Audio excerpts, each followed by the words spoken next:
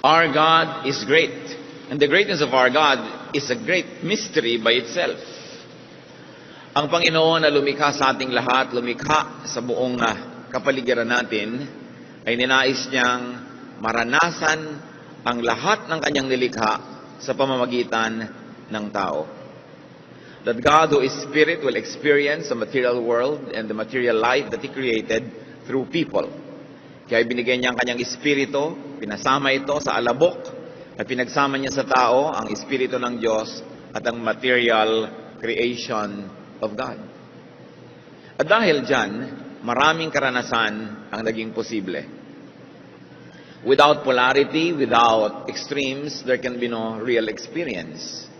Kaya kasama sa ating pakikilahok sa divine nature, yung lahat ng nararanasan ng tao. At nais din ng Panginoon through us to be able to fully appreciate all the things that the senses can understand. Isa dito ay happiness. At ang extreme nito, of course, ecstasy. Happiness and ecstasy. And on the other end, loneliness and very deep sorrow. Bagamat pinapayagan ng Diyos na tayo makaranas sa mga lungkot, ito'y para lang lalo nating ma-appreciate ang saya so that we can have a reference point. Pinapayagan ng Diyos na makaranas tayo ng panghihina para lalo nating maipagdiwang ang kalakasan. Nakakaranas tayo ng karukhaan at kahirapan para maipagpasalamat natin ang kariwasaan. Subalit ang pagpaparanas ng mga hirap, lungkot, dusa, dapat para lang tayo magkaroon ng reference point. Hindi para tayo dun mamalagi, dun magtira at masira tayo ng mga ganong mga karanasan. Sa kabila ng magandang intensyon ng Panginoon para sa atin, marami pa rin ang dahil sa ating mga sariling kahinaan, kumisan dahil sa kasalanan o pagkalito, kumisan dahil sa kakulangan ng pag-unawa ng hiwaga ng Diyos, doon tayo nabubuhay sa kabilang extreme, sa lungkot, sa hirap, sa takot, samantalang dapat paminsan-minsan lang nating nararanasan para payamanin ang ating diwa. So loneliness and depression had always and almost become an epidemic.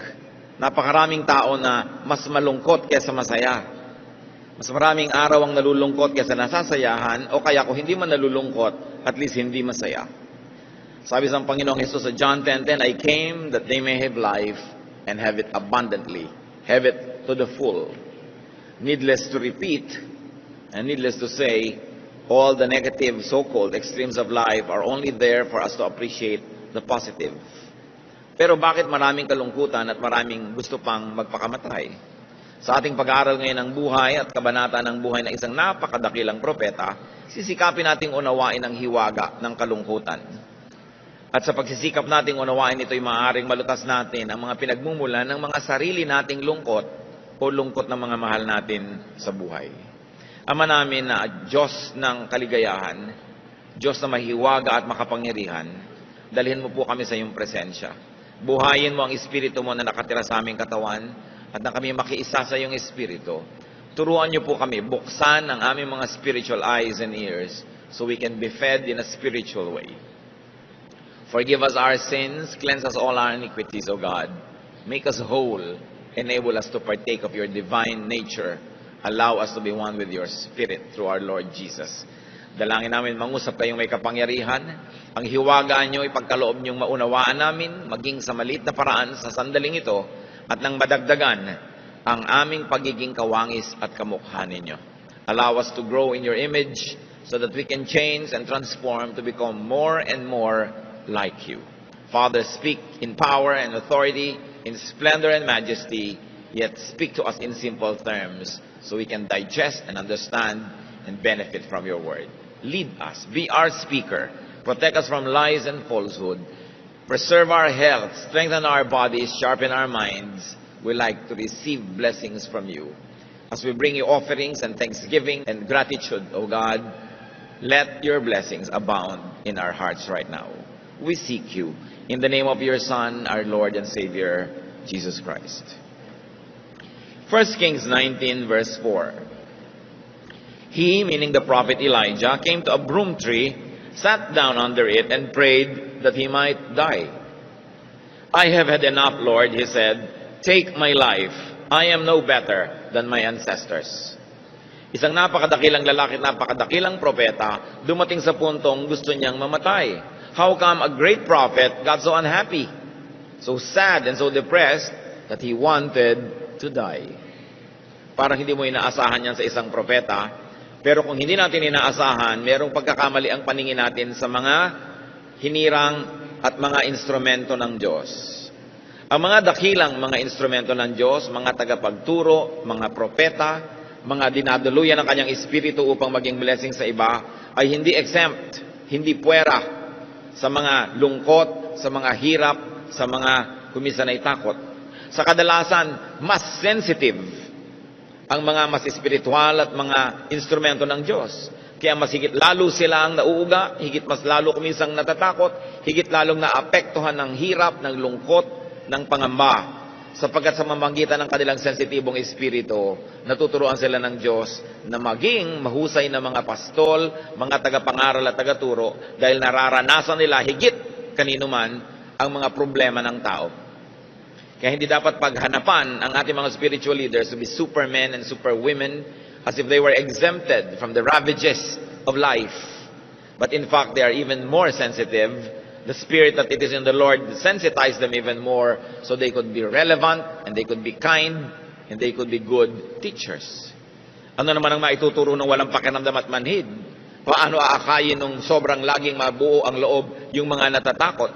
Paano niya uunawain ang mga nangangamba? Kaya pati ang Panginoon, sinabi, lahat ng temptation, dinanas niya upang sa pamamagitan ng anak ng Diyos, ang Diyos na espiritu at hindi physical, malalong maunawaan at maranasan ang dinaranas ng mga taong tulad natin na physical at spiritual din. Siyempre, alam ng Diyos lahat yan, pero kumbaga alam lang niya yun sa teorya kasi hindi naman talaga nangyayari sa Kanya dahil hindi siya physical. Kaya kinailangan ang Diyos sa Kanyang lalong pagpapahalaga at pag-ibig sa atin, ipinadala ang bahagi niya ang Kanyang anak na tinatawag natin upang saluhan tayo sa ating pagkalupa at pagkatao. At habang nananatili siyang nakasalo sa Diyos Ama sa langit sa pagka-espiritu, kasalo natin sa pagkalupa, kaya siya ang nagiging tulay natin na mga lupa at espiritu doon sa espiritu lamang na Diyos. Kaya dinanas ng Panginoon lahat ng pagsubok at lahat ng pasakit at hirap. At nang sa ganoon, ang Diyos Anak ay bumalik sa piling ng Diyos Ama, lalong-lalo na ngayon na nauunawa at na-appreciate ng Diyos na Espiritu ang kalagayan natin. And the Bible says, and God remembers that we are dust. At yun din ang dapat nating maalala tungkol sa ating kapwa, na yung asawa mo, yung anak mo, magulang mo, yung pastor mo, yung mga tauhan sa iyong buhay ay mga tulad mo ring lupa. At dahil doon, lumalawak dapat ang ating pangunawa, hindi ang panghuhusga sa kapwa. Bakit ginustong mamatay ng propetang ito? Samantalang napakamakapangyarihan niya, siya'y nakikisalo sa banal, kabanalan at luwalhati ng Diyos. He was a partaker of the divine nature. But why did he want to die? What factors caused such unhappiness to the point that a great man of God would die? Ang background po nito ay may napakalaking giyera, giyerang relihiyoso. It was a religious war. May bagong reyna sa bayan ng Israel, si Jezebel, foreigner. May iba siyang sinasamba, si Baal.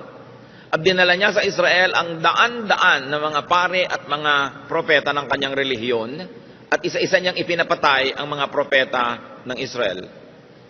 Nananaig ngayon ang kadiliman, nananaig ang pagsamba kay Baal, at napakalaking religious war ang nagaganap. At yun ang background ng kasaysayang ating tutunghayan.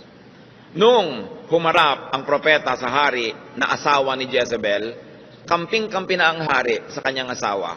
At nabulag na siya sapagkat siya ay sumusuporta na sa bagong relihiyon na ito, sa pagan religion at sa pagsamba kay Baal. 1 Kings 18:16 to 19. King Ahab went to meet Elijah. When he saw Elijah, he said to him, "Is that you, you troubler of Israel?" Ikaw ba yan, panggulo ng bayan? Sabi ng hari. "I have not made trouble for Israel," Elijah replied. "But you and your father's family have. You have abandoned the Lord's commands and have followed the Baals." Sabi, sinong panggulo sa atin? Kayo, kayong mag-anak. Sumunod kayo kay Baal. Ginulo niyo ang ating bayan, ginagalit niyo ang ating Diyos. Verse 19, Now summon the people from all over Israel to meet me on Mount Carmel, and bring the 450 prophets of Baal and the 400 prophets of Asherah who eat at Jezebel's table. So ang reyna ay tumataguyod ng 850 prophets of Baal. Samantalang ang tingin ni Elijah, siya na lang ang natira dahil nilipol, inubos na ang mga katulad niyang propeta ni Yahweh. Lingit sa kanyang kaalaman, meron pa naman na mga natira at ikinubli ng mga supporters sa mga kuweba. But let's study Elijah's unhappiness. At sa pagtatangka nating unawain yun, ay mauunawaan din natin ang ating mga sarili at ang ating mga mahal sa buhay. What were some of the roots of Elijah's unhappiness? One was rejection. Yan ang isang pinag-ugatan ng kanyang lungkot. The king rejects him, the establishment was rejecting him. At kung minsan, kahit alam mong kakampi ang Diyos, kakampi mo ang Diyos, may epekto pa rin sa iyo, pagkagalit sa iyo ang tao at hindi ka kakampi. There was misunderstanding. He was being called a troublemaker. Isa yung malakas magpalungkot, yung hindi ka nauunawa. There was disconnection from the king, from the people, and from his fellow prophets.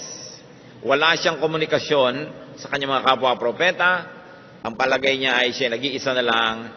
And of course, there was disappointment. He was very disappointed with the king, who was supposed to be an instrument of God, but this time this king was becoming the instrument of his wicked wife, Jezebel. And he also faced a very big opponent, 850 prophets ng kabilang partido. Nakakalungkot ang mga ganong bagay. San mo man tingnan. 1 Kings 18:20-21. So I have sent word throughout all Israel and assembled the prophets on Mount Carmel. Elijah went before the people and said, how long will you waver between two opinions? If the Lord is God, follow him. But if Baal is God, follow him. But the people said nothing. Ang panukala nitong si Elijah, ipunin mo ang buong bayan, tawagin mo rin ang 850 prophets ng asawa mo, magkita-kita tayo sa bundok ng Carmel. Ito isang banal na lugar kung saan napakaraming himalaang naganap at ngayon magkakaroon ng malaking showdown, magkakaroon ng paligsahan. At inipon nga ng hari ang mga tao. At sabi nitong propeta, ano ba kayo? Parang wala kayong pagkakakilala sa ating Diyos. Kung si Yahweh ay Diyos, kung ating Panginoon Diyos ay Diyos, siya ang sambahin nyo. Ngayon, kung si Baal ang Diyos, siya ang sambahin nyo. Pero hindi pwedeng pareho. Hindi pwedeng dalawa. Hindi kayo pwedeng mamangka sa dalawang ilog. Yung mga tao naman, walang kakibu-kibo. So Elijah faced silence.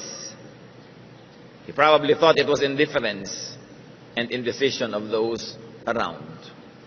Again, he suffered disconnection. The people were not responding. Walang kakibu-kibo. Nakakalungkot din yun.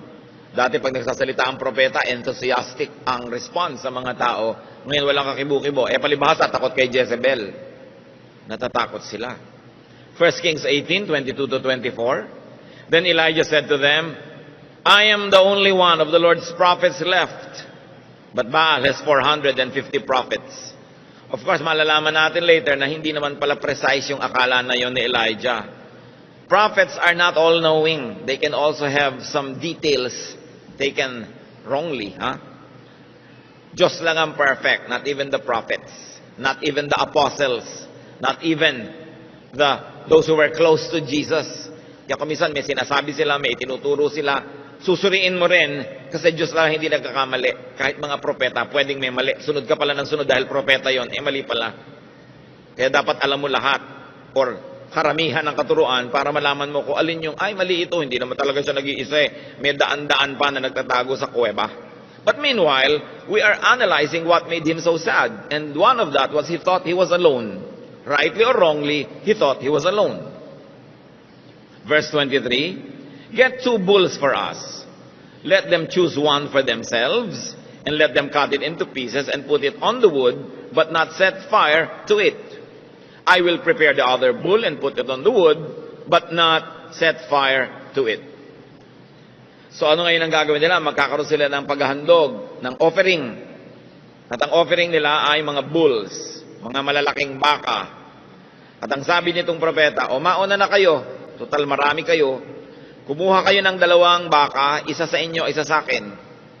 Katayin ninyo, pagputol-putulin nyo according to the requirement of the offering, kasi yun, susunugin dapat yun eh. Ipapatong yun sa kahoy, sisindihan yung kahoy, masusunog yun, offering. Sabi, mauna na kayong gumawa niyan. Pero ihanda nyo lang lahat, katayin nyo ang baka, putol-putulin, ipatong ninyo sa panggatong, pero huwag nyong sisindihan ang kahoy. Verse 24, then you call on the name of your God, and I will call on the name of the Lord. The God who answers by fire, He is God. Then all the people said, what you say is good. Sabi, o sige, itong hamon. Ihain ninyo yung inyong baka, tapos huwag niyong sisindihan ng kahoy. Tumawag kayo sa Diyos nyo. Pag biglang may umapoy, galing sa kung saan, di Diyos nyo ay Diyos. Kung sinong Diyos ang sumagot, at maglalagay ng apoy dyan, nang hindi tayo ang naglalagay, then siya ang Diyos. At tuwan-tuwa naman ng mga tao, wow, magandang boxing ito. No? At ringside ang buong bayan, manonood sila. But up to that point, what was Elijah's social standing? It was that of aloneness. He was alone. Parang siya lang laban sa buong bayan, laban sa daan-daang mga propeta nung kalaban, at laban sa hari at sa reyna. So there was a disconnection. And a showdown was about to happen. Talagang suspenseful ang event na ito. So, naghanda sila. 1 Kings 18:25-29. Elijah said to the prophets of Baal, choose one of the bulls and prepare it first. Sige, mauna na kayo, partida. Since there are so many of you. Call on the name of your God, but do not light the fire. So they took the bull given them and prepared it. Then they called on the name of Baal from morning till noon and said, O Baal, answer us. They shouted. But there was no response. No one answered. And they danced around the altar they had made.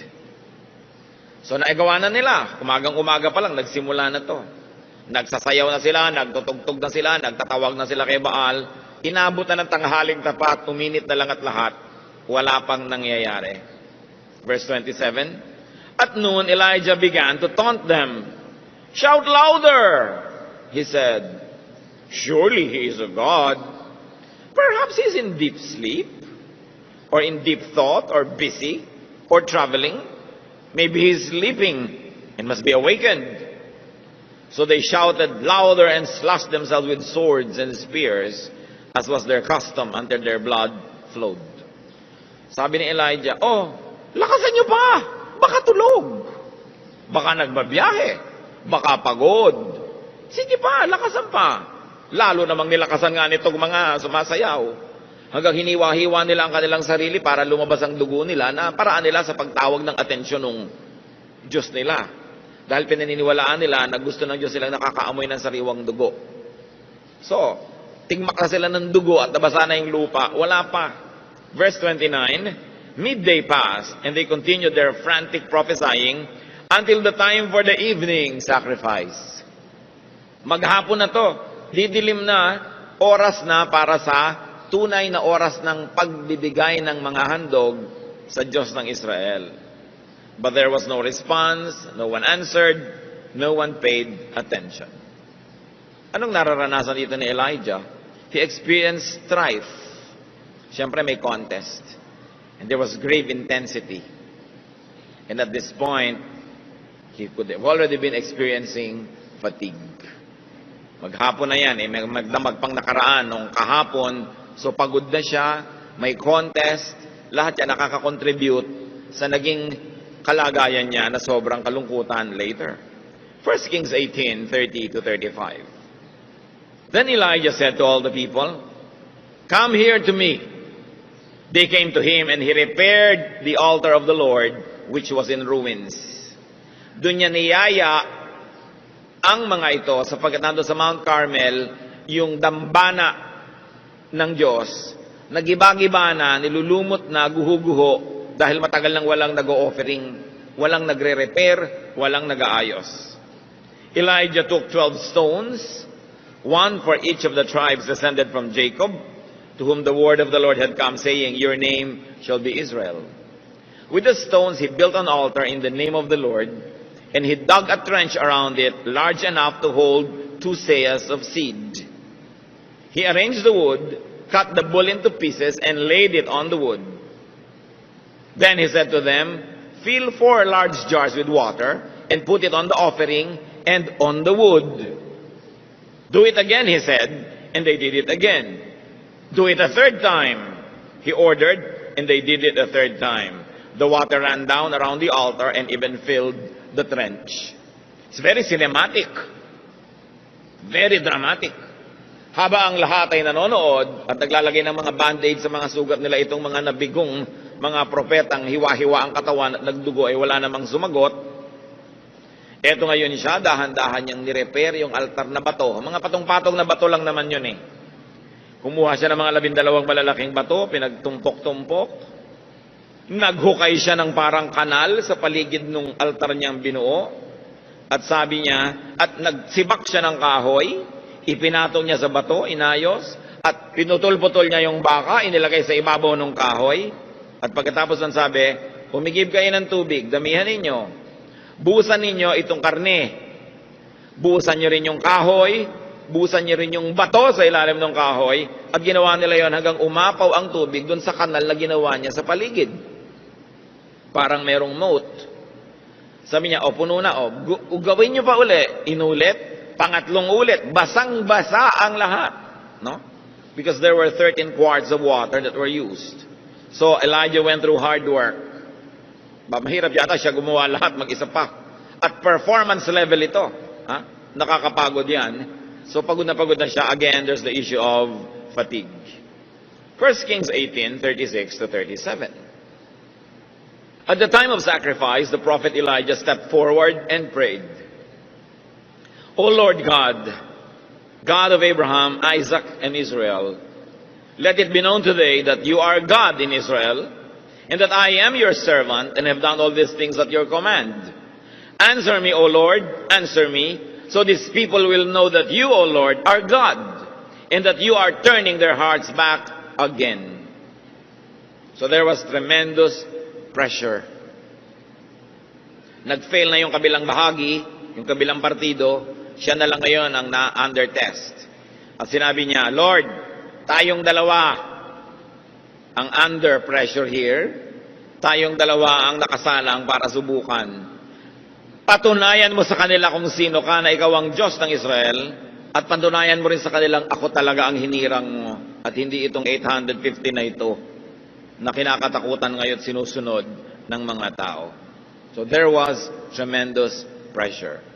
1 Kings 18:38 to 39. Then the fire of the Lord fell and burned up the sacrifice, the wood, the stones, and the soil, and also licked up the water in the trench. When all the people saw this, they fell prostrate and said, The Lord, He is God. The Lord, He is God. Sa pagdarasal na ito ni Elijah, patunayan mo, O Diyos, kung sino ka. At patunayan mong ako, hindi ang mga peke na ito ang hinirang mo.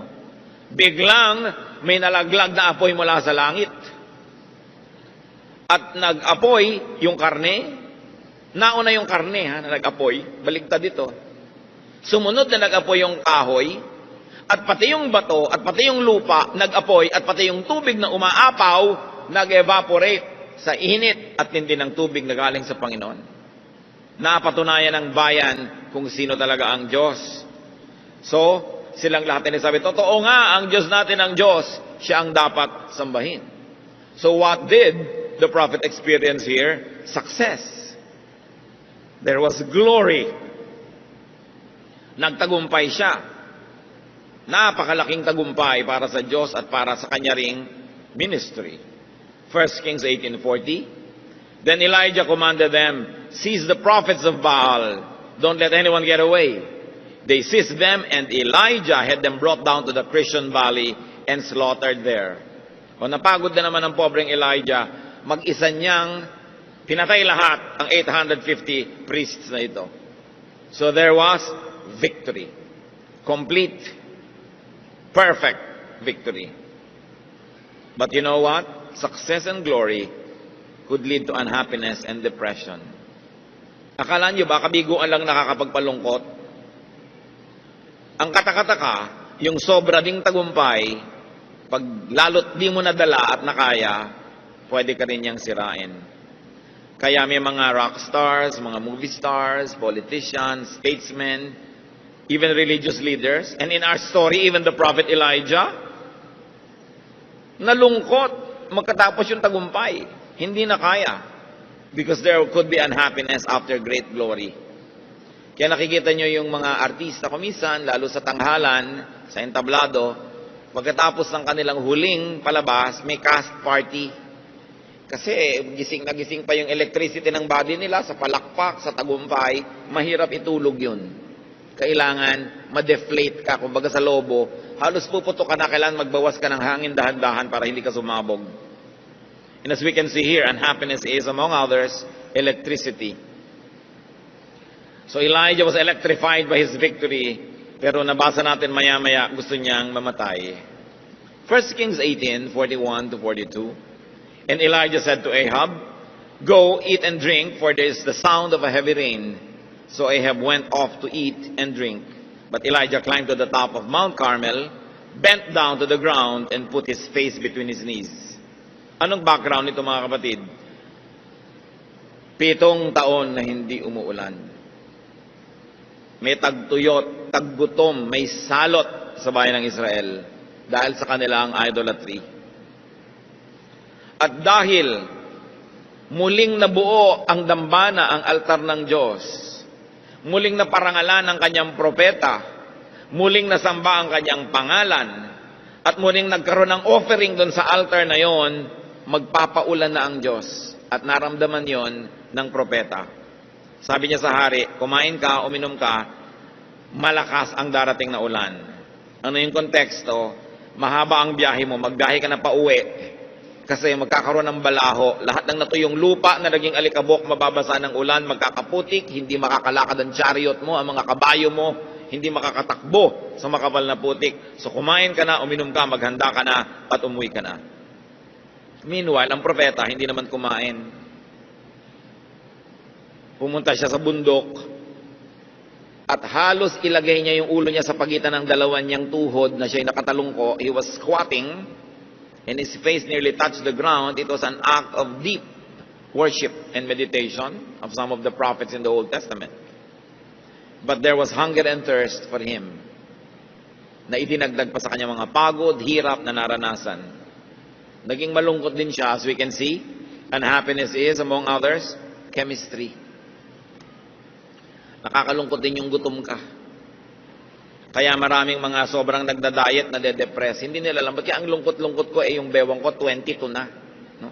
Yung pala habang lumiliit yung bewang, pwede yan ma-depress ka kasi kulang ka na talaga sa nutrients. 1 Kings 18:43-45. Go and look toward the sea, he told his servant. And he went up and looked.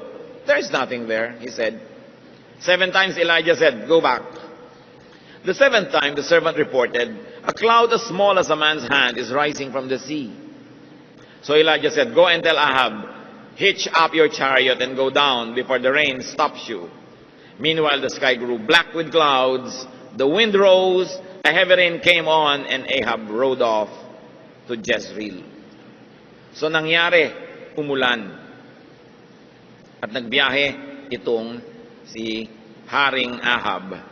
Now, the distance between Jezreel and Mount Carmel was more or less 32 kilometers.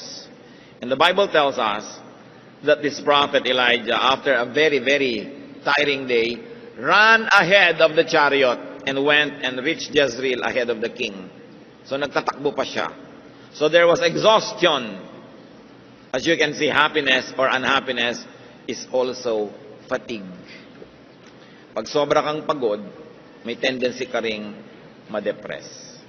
1 Kings 19:1-4, nakita si Ahab at ang kanyang asawa.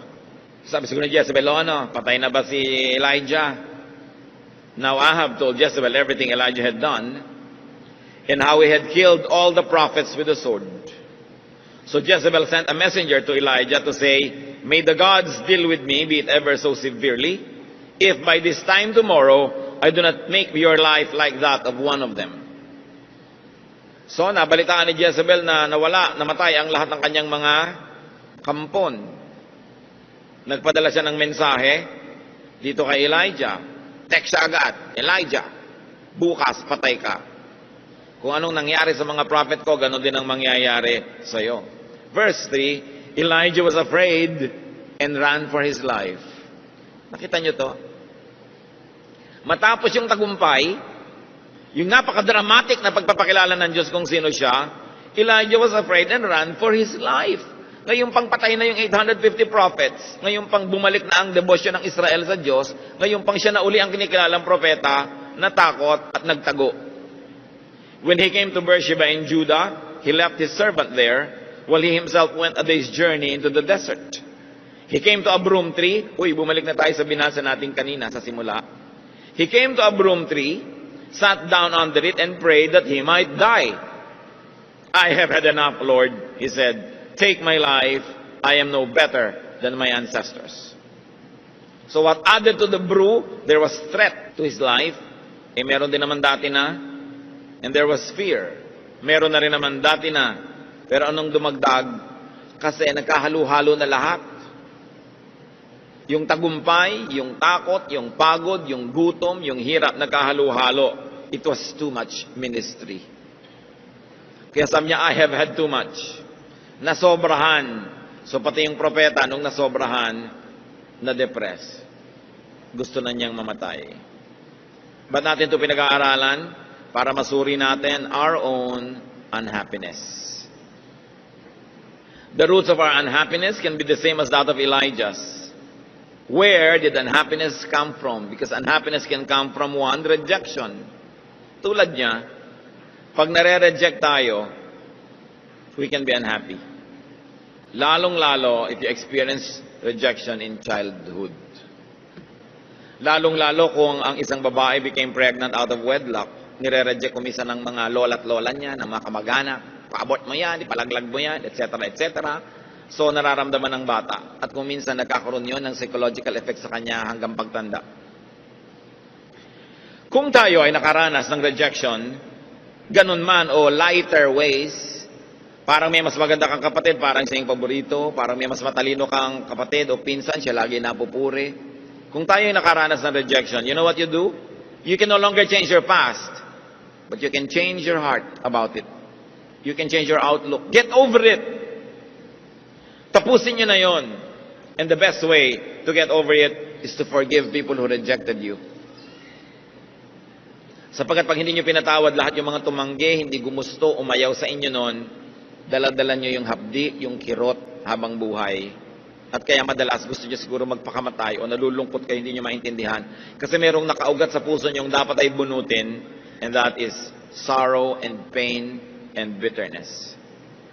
At ang mahalaga, get accepted by others now. Become more acceptable.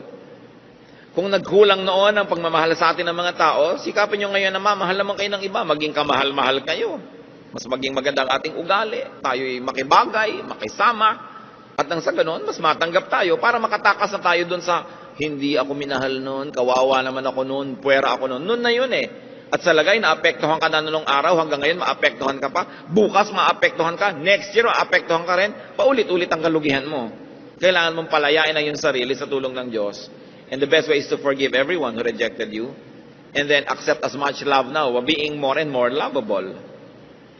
At isang magandang lesson sa atin, mga kapatid, do not reject people. Lalo kayo yung magulang, kayong lolo, kayo yung lola, walang kasalanan yung bata, kung anong, bakit siya nandyan, huwag nyo i-reject. Kumisan yung mga lola, naiinis doon sa manugang, yung bata ang napagdidiskitahan, rejected.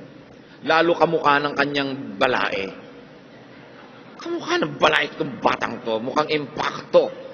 So yung bata, walang kamalay-malay, nare-reject siya. Kung minsan naman, gustong-gusto mo yung isang manugang mo, mahal na mahal mo yung apo mo na yung sa manugang mo, ang bata sensitive. Let's not reject people. Teacher ka, don't play favorites. Mas huwag tayong mag-reject kasi alam natin, malalim ang sugat na nililikha niyan. So as much as we would like to be free from the bitterness of being rejected, let's also set people free from being rejected. Yun ang lesson. na matututunan natin dito. Para hindi iibigin ninyo o nino man na magpakamatay o mamatay dahil sobrang malungkot. And of course, there was disappointment on the part of Elijah about the king and the nation. Para hindi ka laging ma-disappoint, don't expect too much. Don't expect too much. At tayo naman, tulungan natin ating kapwa that they don't get disappointed with us. Do what you must. Perform your duty. Do your best so people don't get disappointed in us. And what's very important is to avoid disconnection. Get connected. Allow others to connect with you. Be accessible. And you also reach out to others. Talagang totoong nilikha tayo ng Diyos na ang kaligayahan natin ay sa piling ng kapwa din natin tao at sa piling ng Diyos. Kaya hayaan natin magkaroon tayo ng connection.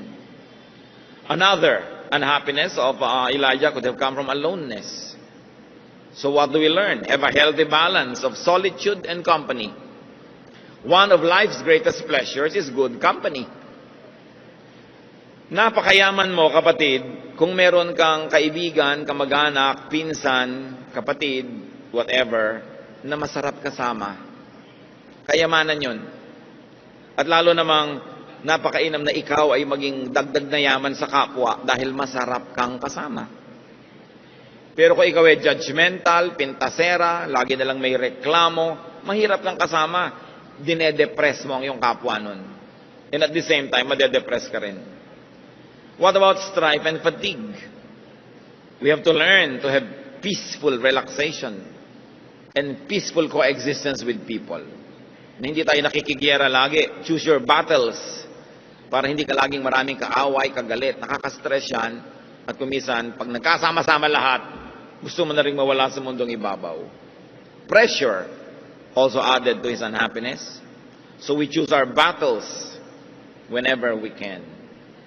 Huwag kang likha ng gulo. Huwag kang pangako ng pangako. Nakaka-pressure yon. Don't be a guarantor kanino mang utang kasi sobrang pressure na nakadagan sa'yo. Kailangan matuto ka mabuhay na konti lang ang pressure. Don't say yes to every invitation. Don't accommodate everybody because you will be pressured. Pinipili mo lang yung talagang gusto mo at kung may paminsan-minsang ayaw mo pero dapat, konti lang yon, hindi marami. At isa yan sa mga dapat nating matutunan mga Pilipino, sobrang kasing mababang loob tayo, sobrang mabait, to say no. Lagi na lang tayong yes, tapos ikaw yung nagdurusa. Part of the freedom that God wants to give you is for you to be free from needless pressures. At isa pa na dapat nating bantayan, glory. Victory. Pag sobra kang yumayaman, sobra kang sumisikat, sobra kang gumaganda, sobra kang nagtatagumpay, go down. Huwag ka masyadong maniwala na dakila ka. And very importantly, how do you get the pressure of glory from your shoulders? Share it with other people. Share the credit with other people, especially with God. In fact, give God the glory. Para hindi ikaw nagbubuhat ng glory na yon. Kasi ang kabiguan at tagumpay, pareho yung mabigat buhatin. Marami sa atin, marami ng practice sa kabiguan. Kasi mas maraming kabiguan kaysa tagumpay eh. Kaya pag nabibigo ka, nalulungkot ka lang pero hindi ka natutumba. Pero marami ang hindi nadadala, hindi nakakaya yung tagumpay. Doon sila nasisira. Kaya kung minsan, ang hinihiling mong tagumpay sa Diyos, pag hindi niya ibinigay, pasalamat ka rin. Kasi alam niya yung load limit mo. Wawasakin ka lang ng sobrang tagumpay. Kaya ang ibibigay lang sa'yo yung kaya mong dalhin. Even God's no answer is a blessing. Dahil alam niya ang ating kapasidad. What about his hunger and thirst? So alam na natin yung solusyon. Eat and drink properly. It's not enough to just eat or drink properly. Yung tama sa'yo. Yung mga mas sobrang maingat ka sa katawan, kinoconsider pa nila yung kanilang blood type. Hinahanap nila kung anong bagay sa blood type nila ng pagkain. Body type nila. Yung kanilang lifestyle, binabagay din nila. Hindi naman yung diet, halimbawa ni Jane Fonda, bagay sa'yo, eh hindi ka naman si Jane Fonda. Diba? Ikaw si Jane Fonda. So si Jane Unan, iba na naman yun. Hindi kayo pwedeng pare-pareho. Kung yung ginagaya yung mga model, magkaiba naman. Tsaka yung mga model, alam nyo, lalo yung mga nakikita nyo sa TV, lumalaban ng mga bikini open. Mga 2 araw yung hindi umiinom ng tubig, dehydrated na dehydrated para ma-define yung mga muscle nila. Walang katubig-tubig ang katawan. Kaya kadalasan, pagkalabas nila doon sa vaccine, mga natutumbat na hihimatay. Kasi talaga ang pagde-deprive sa sarili para pumayat. Ba't yung gagawin yun? Paparusahan nyo ang inyong sarili. So kailangan, may body type ka, may comfortable weight ka. Kung talagang yun, di yun, you cannot be somebody else. And you must not depress yourself trying to be someone else. At isa pa pang nakita natin dito kay Elijah, fear. So deal with your fears. Uproot or at least minimize if you cannot conquer your fears.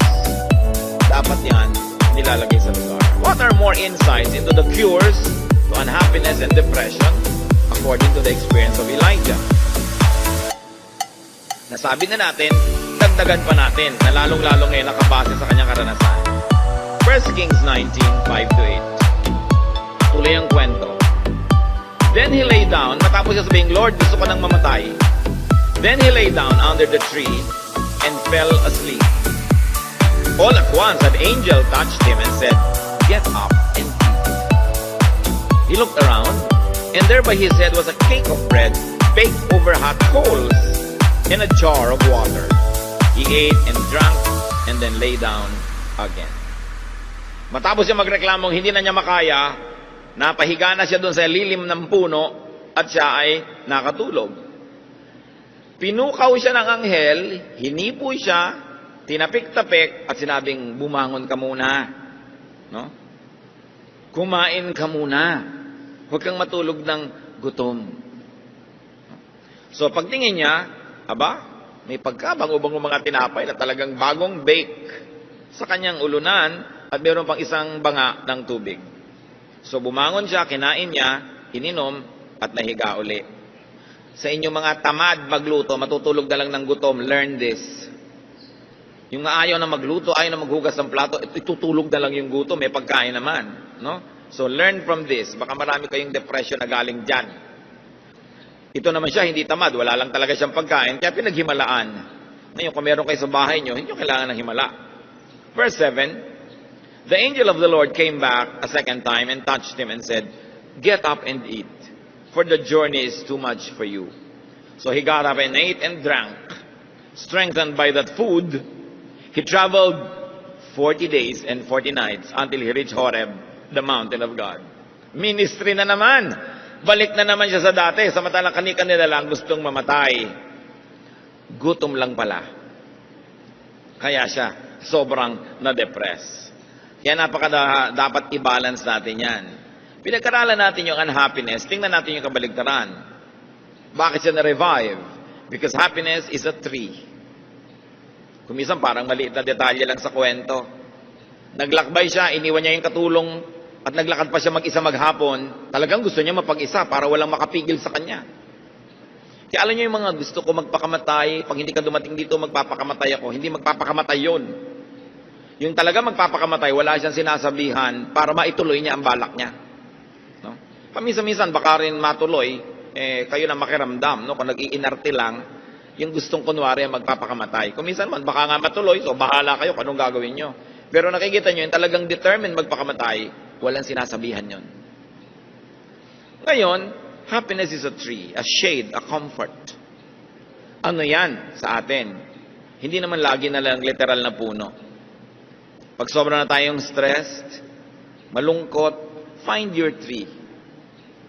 Maybe it's a place. Maybe it's a condition. Maybe it's a vacation. Maybe it's a spa. No? Or a barber shop. Or shopping. Kung ano man yung tree. Nagbigay sa kanya yun ang ginhawa. No? And we should find trees in our lives. Sa katunayan, ang best tree, syempre, tao. Proverbs 17:17, a friend loves at all times, and a brother is born for adversity. Tiyakin nyo naman na kung marami kayong ipinupundar sa buhay, at least makapagpundar kayo ng mga kaibigan na talagang kapalagayang loob, nauunawa nyo at inuunawa kayo, yung pwede kanyang gisingin sa madaling araw at pwede mo rin siyang gisingin, pwede mo siyang abalahin at pwede ka rin niyang abalahin, tiyakin yung meron kayong ganun sa buhay.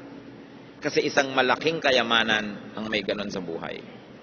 Job 6:14, the despairing man should have the devotion of his friends. Kasi si Job, nagdurusa, sabi ng mga kaibigan niya, siguro may kasalanan ka. Sabi niya, may kasalanan ako't wala, may atraso ako sa Diyos at wala, dahil nagdurusa ako, dapat kaibigan ko kayo. Unawain niyo ako, huwag niyo ako i-judge sa panahon na ito. Sabi niya, ang kailangan ko, yung devotion niyo, hindi yung judgment. So kung meron tayong mga non-judgmental friends, at lagi nating binabaliktad yan mga kapatid, gusto nating may kaibigan, magbigay din tayo ng friendship. Gusto nating may dumuunawa sa atin, magbigay din tayo ng pangunawa. Do to others as you would have them do to you, sabi ng Panginoong Jesus. Ang Diyos, 2 Corinthians 7:6, God comforts the downcast. So napakasarap na sa Diyos kasi silong. Pero siyempre, maganda yung relasyon mo sa Kanya. Wala kang agam-agam, close kayo ng Diyos. Happiness is also rest and sleep. Nakita nyo, naiba siya nung nakatulog. Ang bait nga ng Panginoon, Exodus 34:21, 6 days you shall labor, but on the 7th day you shall rest. Even during the plowing season and harvest, you must rest. Kahit oras talaga ng trabaho, dapat may pahinga. So magpahinga tayo at payagan din natin ang ating kapwa na magpahinga. Huwag natin din laging pagurin. Mga anak, bigyan nyo ng pahinga ang inyong mga magulang, lalo sa gastos. No? Mga anak din naman, pagpahingahin ng magulang mula sa kutakot-takot na sermon. Dapat may pahinga ang tao. Hindi lang ikaw ang may pahinga, dapat nagbibigay ka rin ng espasyo sa kapwa mo na magpahinga rin siya. Kung meron kayong mga staff sa bahay, abay bigyan nyo naman ng espasyo kung saan sila matutulog. At kung talagang wala kayong espasyo, pero yung mga staff kayo sa bahay at natutulog sila sa sala, pag orasan ng tulog nila, huwag na kayo magpakalat-kalat sa sala. Huwag na kayo doon manood ng TV, magbasa at kung ano-ano, dahil kailan pa sila matutulog. So, binibigyan nyo ng pahinga. At yung turo na yan, lalo kung may kapangyarihan tayo over other people, we should exercise the prerogatives of God and give people rest. Mark 6:31, then because so many people were coming and going that they did not even have a chance to eat, He said to them, come with me by yourselves to a quiet place and get some rest. Ang Panginoong Jesus, napansin niya na yung mga disipulo niya ay sobrang pagod na sa dami na nagpapagamot, nagpapapray, nagpapakounsel. Sabi niya, teka, time out, iwan natin lahat yung pasyente, rest muna tayo, retreat muna tayo. Nakita niyo yung pag-ibig ng Diyos, hindi lang niya mahal yung mga tao, mahal din niya yung workers. So niya, magpahinga tayo, hayaan niyo na sila. Hindi naman nauubos siyang may sakit at gutom, magpahinga muna tayo. At pag nakapagpahinga na kayo, tsaka itutuloy ang ministry. Jeremiah 31:26, my sleep had been pleasant to me. And Psalm 127:2 says that God grants sleep to those He loves. So do the same. Give people around you sleep. Husbands, pag hindi kayo umuwi sa oras, o kayo yung mga nasa field work, malayo, hindi makatulog ang mga asawa ninyo, lalo meron kayong bad record. Okay? Patulugin ninyo mga asawa nyo, ibalik nyo yung kanyang tiwala, pahinga ng puso, hindi yung pag nakatalikod siya kung ano-anong mga himala ang nagaganap. Kaya tuloy, pag hindi kayo magkasama, hirap na hirap ang loob. Napakalaking pahirap yan sa mahal nyo sa buhay. Kung ang Diyos, pinapahinga tayo, dapat kayo, kung sino man yung mahal nyo sa buhay, mga anak, patulugin nyo mga magulang nyo. Hindi yung alauna na ng umaga, wala pa kayo. Minsan alana, hindi na lang alauna, talagang alana, hindi na umuwi. No? Maawa kayo sa nagmamahal sa inyo dahil nag-aalala. Hindi yung sasabihin, safe naman ako, I'm okay. Bakit ba pinoproblema mo yan? Ikaw, alam mong safe ka kasi nandun ka, kasama mo yung sarili mo. Yung hindi nakakakita sa'yo, nag-aalala. At alam niyo yung mga naghihimala, ayaw sumugod sa telepono, low bat. Low bat. Yung nawawala ka, low bat, no? Lagi na lang na walang signal. Mga ganyang mga issue. Sa Hong Kong nung araw, nung wala pang tunnel between Hong Kong and Kowloon, ang ginagawa ng mga husbands na naghihimala, nagpapakagabi sa office para maiwan sila ng last ferry. Kasi alam nila, pag kumros na yung ferry, wala nang last trip, doon na sila matutulog sa Hong Kong Island. So ano mangyayari? Lahat ng himala nagagawa na nila. Yung naghihimala, laging may dahilan yan para mawala. Pag paulit-ulit yung mga lobat na yan, yung mga kung ano-ano, bumenta na yung mga ganyang gimmick. Pero ang point natin, pag may asawa kayo, may pananagutan kayo, dapat ang ibinigay nyo sa kanyang regalo, mapayapa, matahimik ang loob, hindi nag-aalala. Napakahalaga yung pananagutan natin sa isa't isa. So you grant sleep to those you love. Hindi yung sila ay napupuyat tayo iisip. Proverbs 3:24, when you lie down, you will not be afraid. When you lie down, your sleep will be sweet. So give your loved ones sweet sleep by not making them worry about you. Also, we have seen in the story that happiness is connection. First of all, with people. 2 Timothy 1:4, I long to see you so that I may be filled with joy. Talaga ang ligaya natin, pinakamalakas nang gagaling sa kapwa natin, lalo't mga mahal natin sa buhay. Kaya mga kapatid, sobrang malaking tragedy ang policy ng ating pamahalaan to export people as overseas Filipino workers.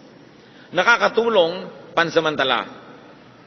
Naiibsan ang hirap pansamantala, pero ang social cost ng paghihiwalay.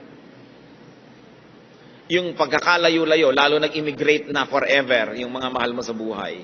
Nagpapalaki ka ng anak, nagpapalaki ka ng mga pamangkin, mahal sa buhay, thinking makakasama mo hanggang ikailibing, yung pala hindi ganun ang mangyayari.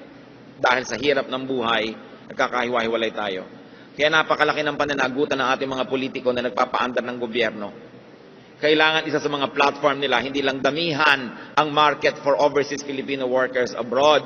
Dapat ibangon nila, palakasin ang ating bayan para hindi tayo kailangang maglayasang lahat. Dahil nagkakahiwa-hiwalay, malaking lungkot yon. Hindi lang dapat balik bayan, dapat walang alis bayan kung matino ang pamamalakad sa ating bansa. Ayaw nyo ba na magkaroon kayo ng mga katulong na Amerikano sa bahay? Ha? Yung iyaya mo, British, may accent, no? Ayaw mo ba na ang hardinero mo, Hapon, dahil gumagawa ng Japanese garden? Tayo na lang ba lagi kagawa nun, bagamat hindi naman yun masama. Kadakilaan nga. Pero hindi dapat policy pang matagalan yan because of the tragedy of separation. Ang sarap na kasama mo sa buhay ang yung mga minamahal. Kaya huwag kayong laging humahanga sa mga politiko na nagpaparami ng market for Filipinos abroad. Dapat gumawa sila ng market dito. Dapat ang mga tao hindi na aalis para lang mabuhay. Kailangang baguhin yung pamamaraan dahil sobra na ang lungkot na ibinibigay sa bawat isang tao niyan. Sabi sa Proverbs 27:10, do not forsake your friend and the friend of your father, and do not go to your brother's house when disaster strikes you. Better a neighbor nearby than a brother far away. Ipinapakita yung halaga na nagkikipagtulungan ka sa iyong kapitbahay. Kasi kung nakatira ka sa malayo sa iyong mga kamag-anak, dapat yung kapitbahay mo, parang kamag-anak mo yun. Kaya makipagkapwa ka. At huwag mong kakalimutan, kahit yung kaibigan ng tatay mo. Naging ganyan ka dahil yung tatay mo, sinuport ka, pero hindi mo alam, may kaibigan pala siyang nag-support din sa kanya. Sabi, tatanaw ka ng utang na loob, maging sa mga kaibigan ng iyong magulang. Kailangan mahalaga yan. And of course, if connection with people is very good, lalo naman yung connection with God. Acts 17:26-28. God determined the time set for them and the exact places where they should live. God did this so that men would seek Him and perhaps reach out for Him and find Him, though He is not far from each one of us. For in Him we live and move and have our being. So at the very least, huwag natin kakalimutan, nakatira ang Diyos sa atin, ang Espiritu ng Diyos ay nasa atin, hindi siya malayo because God lives in us. And what happened to Elijah? He received an angelic touch. An angel touched him twice. Connectedness is important. So we touch people, we allow people to touch us, and very importantly, we touch God and we allow God to touch us. Luke 5:13, Jesus reached out His hand and touched the man. I am willing, He said, be clean. And immediately the leprosy left him. Luke 6:19, and the people all tried to touch Him because the power is coming from Him and healing them all. The healing power of touch. Kahit hindi ikaw si Jesus, hihimasin mo lang, hahagurin mo lang ang mahal mo sa buhay, yung nalulungkot, kahit wala kang sabihin, nakakapagpagaling yun.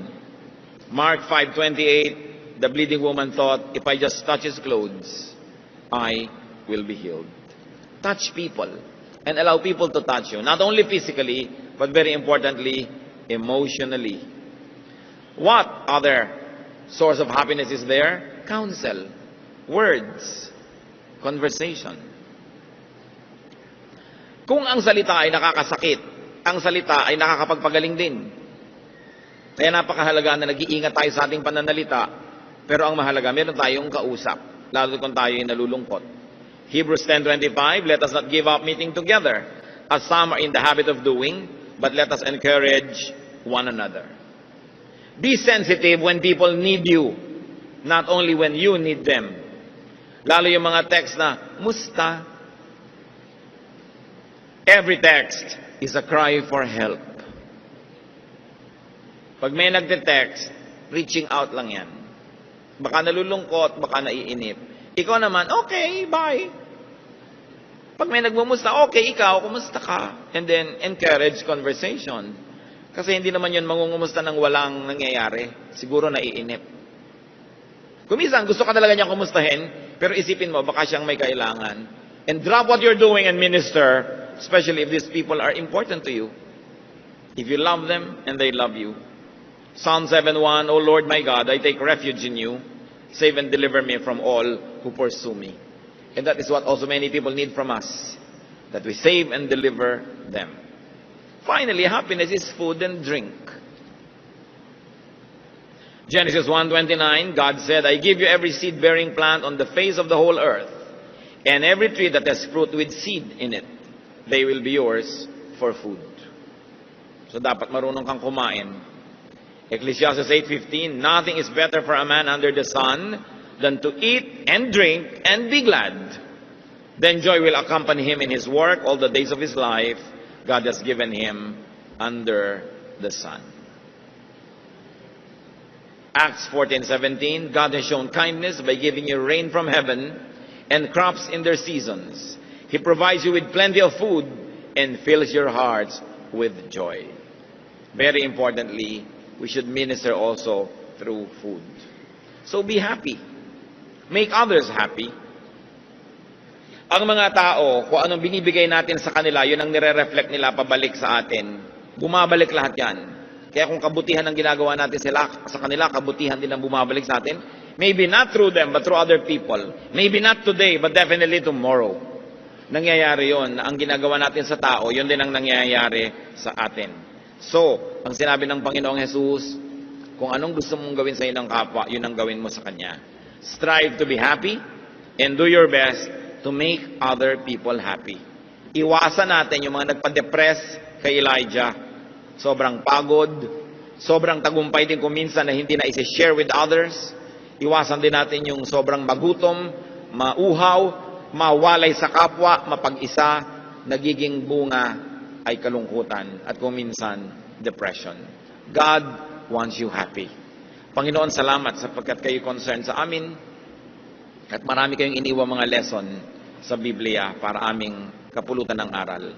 Turuan niyo po kami na matuto, pag-aralan ng aming mga kalungkutan at kalungkutan ng mga mahal namin sa buhay at sa aming Panginoon na learning from you and from your wisdom, may life find us happier and we may make other people much happier. Pagbulay-bulayan natin sumandali sa tahimik na pananalangin ang iba pa mga personal application ng message na ito.